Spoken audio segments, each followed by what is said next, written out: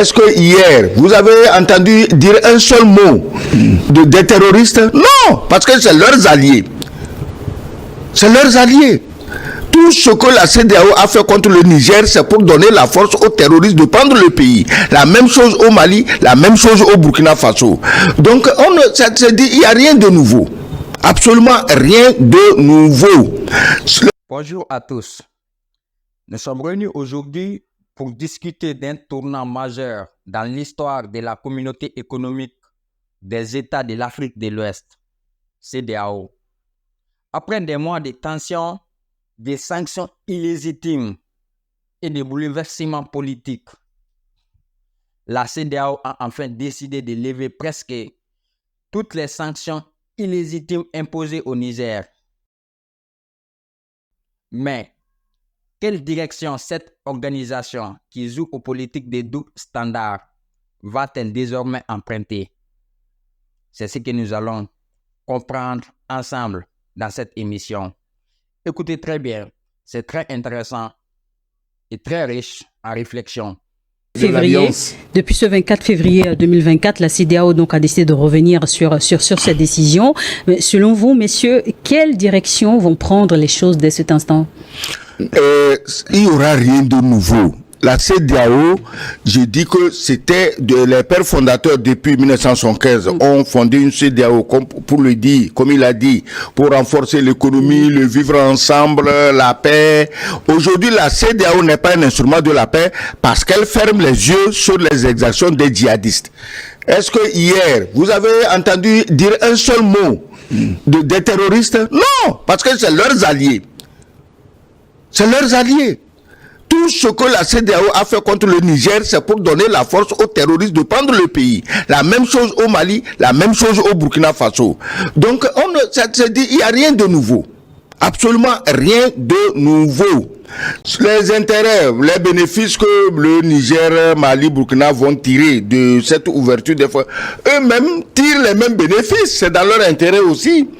Donc, la nouvelle orientation, c'est quoi? C'est que la CEDEAO dise que désormais, nous respectons les statuts qu'on s'est donnés nous-mêmes à la création de l'organisation et non pas les ordres venus quotidiennement de Paris. C'est ça le problème. Si la CEDEAO respecte ses propres tests, il n'y a pas de raison que des gens disent on n'en veut plus. Mais dans l'état actuel des choses, l'AES a pris la bonne direction.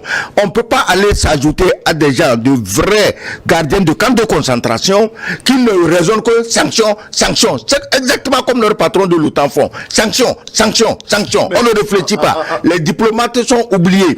On ne négocie pas, rien, il n'y a pas de pardon, sanctions. Comment un homme de l'AES qui travaille pour son peuple et non pour les chefs d'État peut aller rejoindre un club comme ça? Comment? Mais les sanctions même de la CEDEAO, c'est à géométrie variable. Vous voyez un pays comme la Guinée-Conakry, où depuis 3 ans, aucun calendrier n'est donné pour des élections. La CEDEAO ne dit rien.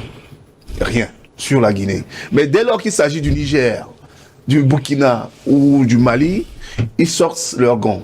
Vous insinuez que c'est des traitements au cas par cas? C'est à géométrie variable, ces sanctions. Regardez ce que Macky Sall vient de faire au Sénégal. Il n'y a rien, il n'y a aucune crise dans le pays. Lui-même, il crée une crise au Sénégal pour se maintenir au pouvoir. La CEDEAO n'a même pas eu le courage de sanctionner Macky Sall, mais on l'a encore convoqué à la réunion du 24 février, hier.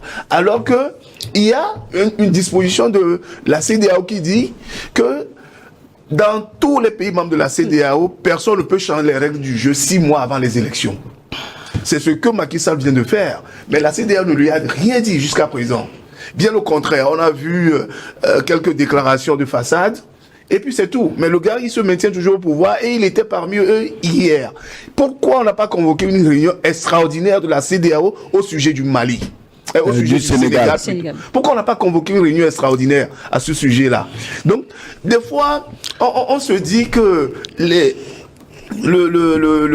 ceux qui dirigent la CEDEAO, c'est-à-dire les grands pontes, les grandes pontes et le Niger, le Nigeria plutôt, le Ghana, la Côte d'Ivoire et le Sénégal, ils s'entendent entre eux pour sanctionner certains pays, mais dès lors qu'il s'agit de ces présidents, ils ne disent rien là-dessus. D'après vos analyses, qu'il y a eu, s'il y a eu injustice vis-à-vis du Niger. C'est pas qu'il y a, il y a injustice justement, vis-à-vis du Niger. Est-ce qu'aujourd'hui, avec cette décision de la CEDEAO, est-ce que le pays, Niamey, doit demander des comptes? Mais bien évidemment. Mais je crois quand même que les présidents de l'AES ont été clairs. Moi, j'ai suivi encore Ibrahim Traoré la dernière fois au stade. Il avait raison sur toute la ligne. Il a dit depuis que nous sommes frappés, nous sommes en guerre, nous sommes frappés par le terrorisme, la CEDEAO n'a jamais voulu, sur le plan logistique, sur le plan militaire, sur le plan financier, les assister à combattre le terrorisme. Or, dans la CEDEAO, on devrait être solidaire. Parce que quand un pays est attaqué, c'est tous les pays de la CEDEAO qui devraient se liguer contre les djihadistes. Mais pourquoi ils ne l'ont pas fait dans ce cas, dans le cas précis de ces États-là? Maintenant, mais si la CEDEAO est arrivée aujourd'hui à lever les sanctions, c'est parce qu'ils ont vu que les États de l'Alliance du Sahel constituent un poids politique, un poids économique et un poids social très très très fort au sein de la CEDEAO. C'est pour ça qu'ils ont contraint maintenant de lever les sanctions pour pouvoir faire respirer un peu toutes les critiques, pour pouvoir atténuer les critiques vis-à-vis de cette organisation-là. Donc, il y a quand même un rôle que la CEDEAO doit jouer, c'est-à-dire qu'il faut une refonte de l'espace communautaire. Il faut que la CEDEAO commence à respecter ses règles. Il faut que la CEDEAO commence déjà par voir. Il y a une fois sur ce plateau, j'avais donné des exemples que pour quitter le Togo pour aller au Ghana, c'est un parcours de combattant jusqu'à arriver à Accra. Pourquoi la CEDEAO... Par la voie terrestre, vous voulez dire? Par la voie terrestre. Mais pourquoi la CEDEAO, par exemple, ne s'attelle pas à régler ces problèmes-là de libre circulation des personnes et des biens, mais s'attache toujours à punir et à fermer des frontières contre des pays qui ne veulent plus une certaine forme de gouvernance? Attends, Anani Soussou, tu poses des questions bizarres. Pourquoi la CEDEAO ne règle pas ce problème, par exemple, quand tu vas de Lomé à Accra, tous les désagréments? Mais la CEDEAO, les chefs voyagent en avion, il n'y a pas de barrière en l'air. Donc, pourquoi ils vont régler un problème qui ne les touche pas? Ils prennent l'avion. Si les gens avaient réussi à mettre des barrages, si on avait réussi à mettre des barrages en l'air pour arrêter leurs avions et leur poser des questions, comme ça se fait, mais ils auraient pris le problème par les cornes. Non. Et j'ai dit, je le redis, que la CEDEAO est morte. Yakubu Gowon, fondateur de la CEDEAO, il le sait. Ça a pas de 1991, je ne sais pas qui dirigeait la CEDEAO sur moi, qui sont allés vendre la CEDEAO à la France. Désormais, la CEDEAO est une aile marchande des intérêts français et il le montre à tout moment.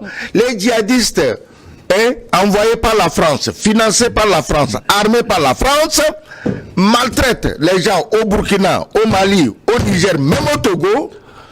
La CEDEAO ne dit rien parce que c'est les envoyés de leur patron. Ils ne disaient rien. Alors maintenant, comme ils n'ont rien à faire, ils savaient même que bon, ça ne fait rien. Le seul moyen de prouver qu'ils vivent, on guette s'il y a coup d'état. Ah, sanction. Et il y a l'autre coup d'état. Non, ça c'est ami, on va faire selfie avec Oligui Nguema. Pendant qu'on a fini de vilipender Tiani, on fait selfie avec Oligui Nguema. Bon, après on vient, réunion hier, tapis rouge pour Macky Sall. Bon, lui, il a fini son coup d'état. Des centaines d'opposants sont en prison. Ça ne fait rien. Tant que c'est dans les intérêts de Paris, c'est un bon élément de la CEDEAO. La CEDEAO n'est plus une organisation africaine. Il faudra quand même préciser qu'il y a un problème fondamental au sein de la CEDEAO. Parce que, comment est-ce que les frais de fonctionnement de la CEDEAO proviennent de l'Union européenne, par exemple, de la France, et vous voulez que cette organisation-là ne subisse pas les recommandations de ceux qui leur donnent de l'argent. Donc il faudra que les pays membres cotisent pour avoir une certaine autonomie et pouvoir prendre des décisions. C'est la même chose comme à l'Union africaine aussi. Si ce sont les Chinois, les Américains, l'Union européenne qui payent les fonctionnaires de l'Union africaine ou bien de la CEDEAO, comment vous voulez qu'il y ait une certaine autonomie pour que les décisions soient prises dans l'intérêt des peuples et non dans l'intérêt des puissances impérialistes? C'est là aussi il y a un grand problème. On va, messieurs, aborder un point aussi très important dans ce sujet, c'est la médiation. On s'en souvient, il y a eu 2 réunions de la CEDEAO à Niamey qui ont échoué dernièrement. Le 10 janvier dernier, le seul qui s'est retrouvé à Niamey, c'était le ministre des Affaires étrangères du Togo, professeur Robert Doucet. Dernièrement également, les 2 chefs d'État du Togo et de la Côte d'Ivoire ont évoqué à Abidjan le sujet du Niger.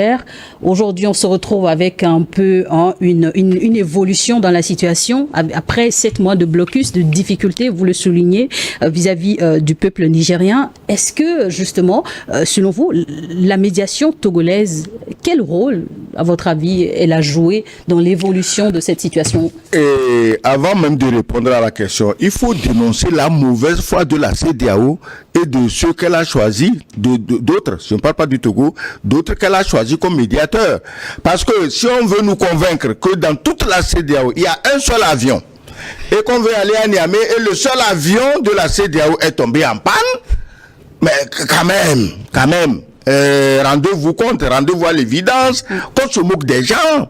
Maintenant, le Togo, justement, vous allez voir que toutes ces manœuvres sont enclenchées pour compliquer le travail au Togo. Et n'y était la persévérance, le désir illimité du Togo pour la paix et le bon voisinage, mais le président du Togo aussi aurait pu jeter l'éponge.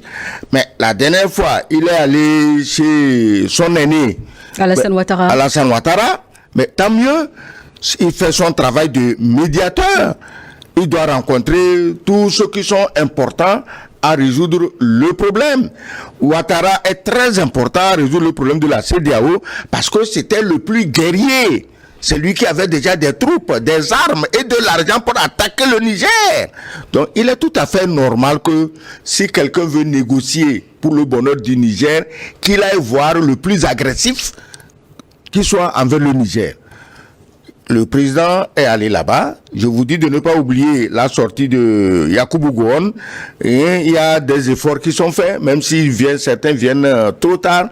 La médiation du Togo, je ne sais pas, je ne veux pas trop, je suis togolais, dire que c'est grâce au Togo, mais c'est elle qui joue le rôle catalyseur, ramenant les gens dans le bon sens, parce que n'oubliez pas, au départ, la position du Togo avait été considérée comme une trahison envers la CEDEAO. Alors, c'est pas, s'il y a CEDEAO, 16, combien d'États, tout le monde trahit, et le seul qui n'est pas trahi, les autres se mettent ensemble pour dire que c'est lui le traître, parce que on se dit que, bon, on est nombreux, on peut accuser les autres de ce qu'on veut. Le seul qui a refusé la trahison, c'est le Togo. Et aujourd'hui, nous sommes heureux de voir que parmi les plus guerriers, il y a des gens qui disent, ah, vous savez, les sanctions, au fait, si c'était à refaire, nous, on n'est pas dedans. Mais dans ce cas, appelez votre collègue du Togo pour le féliciter.